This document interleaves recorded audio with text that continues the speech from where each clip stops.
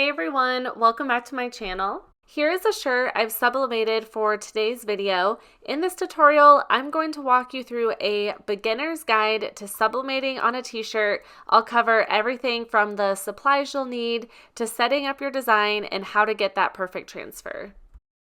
I quickly wanted to explain how this works. When sublimating onto a shirt, the sublimation ink is heated until it transforms into a gas, which then fuses with the fabric fibers.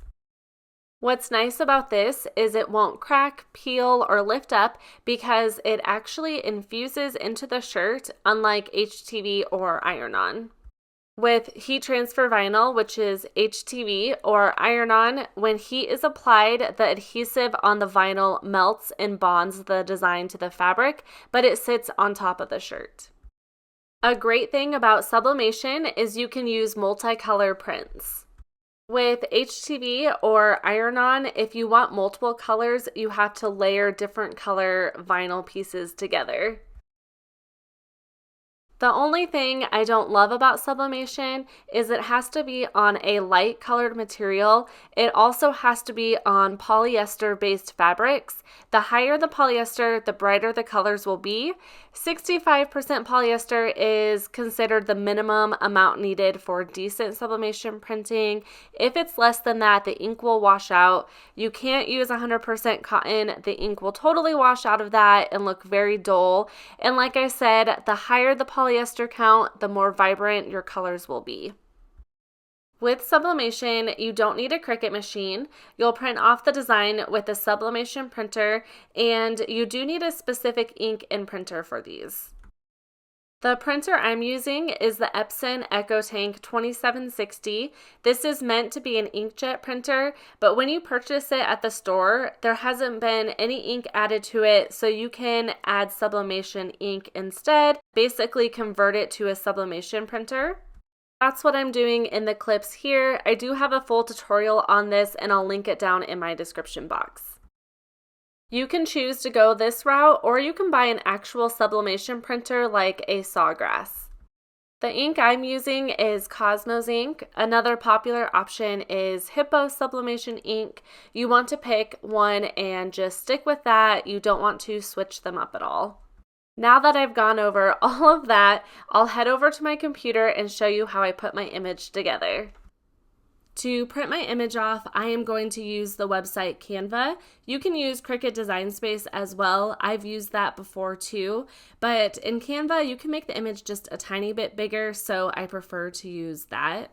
Over here, it says custom size. I am going to select that. The sublimation paper that I'm going to be printing off of is 8.5 by 11 inches, so that's the size that I want in Canva. For some reason for units, it comes up with PX. I don't know why. I always have to change it. Then you can type it in, but I also have it underneath my recents, so I am just going to select that. Now I can upload my image. I found it over on Creative Fabrica's website. With sublimation images, I try to look for PNG files. This one's an SVG and PNG, so it's perfect.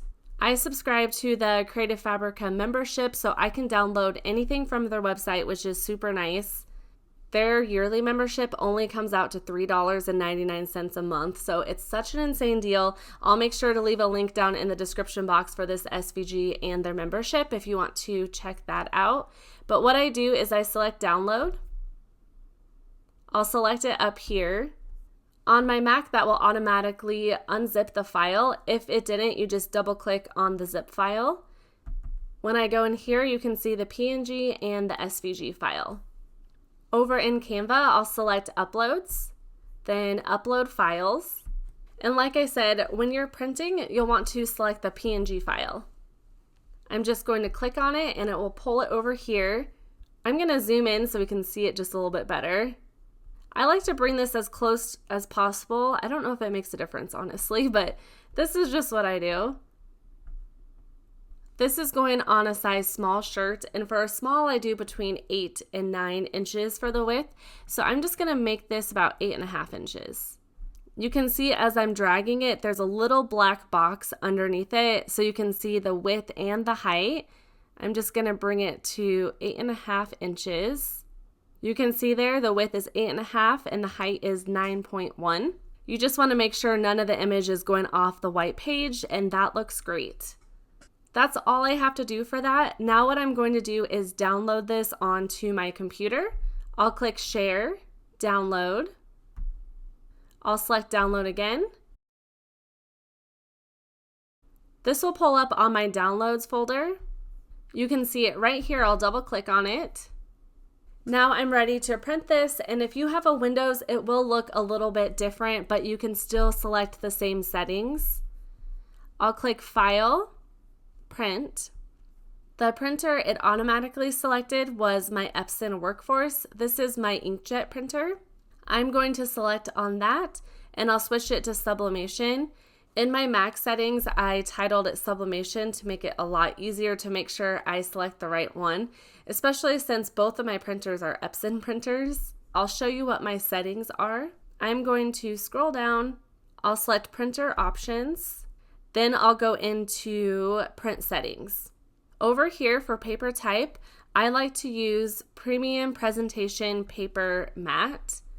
For quality, I am going to switch it to High Quality, and I am going to have it mirror the image. Then I'll hit OK. Next, I'm going to select Color Matching. I'm going to switch it to Color Sync. The ink that I use is Cosmos ink, and they have a color profile. I set it up on my computer, and it worked for a very long time. Then all of a sudden, my colors were off, and it wasn't working. I need to look into why it's not working, but the Cosmos ink works for the automatic profile as well. So I am just going to leave it as automatic color sync. Then I'll hit OK. I also turn off my high-speed printing. That is not in this setting, it's in a separate setting on my Mac. So I can show you that here in just a second, but I will select Print. To turn off the high-speed printing, I'll click on the apple, then select System Settings. Once again, this is a Mac, so I don't know how you do it on a Windows. I am going to search Printer and double click on Printers and Scanners. Then I'm going to double click on Sublimation. I'll go to Options and Supplies. And let's see. I'll go to Options. Here you can see high speed printing, and I have it set to off. I recommend using specific sublimation paper. The one that I typically use is a sub paper. You can easily tell which is the back because it has the lettering on it, so you want to make sure that it's going to print on the blank side. The design will print. I also decided to time how long it took. With it off the high-speed printing, it does take a little while, and it was 6 minutes and 19 seconds. The colors will look a little faded compared to the computer screen. That's because it needs to be heated through for it to brighten up. I like to take scissors and cut around the design. When you press this sheet of paper on your shirt, when it has those really straight edges, it will pull over onto the shirt. Mine did it a little bit, so I'll show you what it looks like at the end of the video. But another thing you can do is rip the edges a little bit so it's not as straight of a line. I've accidentally ripped my paper before doing that, so just be careful with that. I'm using a heat press for this shirt. I set it to 400 degrees for 60 seconds. You can use an easy press too as well. I actually have a video using that from a couple years ago, and I can link that down in my description box. I believe I used the same time and temp. Here's another look at my shirt. I bought this from Amazon. I like the Cricut shirts as well because they're really high polyester count. This one has polyester and it also has spandex in it, which is 10%. You can use a poly blend with cotton, spandex, rayon, etc. First, I'm going to preheat my shirt, and to do that, I actually fold my shirt in half. This way, it will put a crease down the center so I know where to center my design. I preheat it for about 5 seconds. Next, I'm going to flatten out the shirt on the heat press plate. I just want it as flat as possible. Then I am going to lint roll the shirt. Typically, I lint roll the shirt before I preheat it, but I forgot to do that, so I'm going to do that now.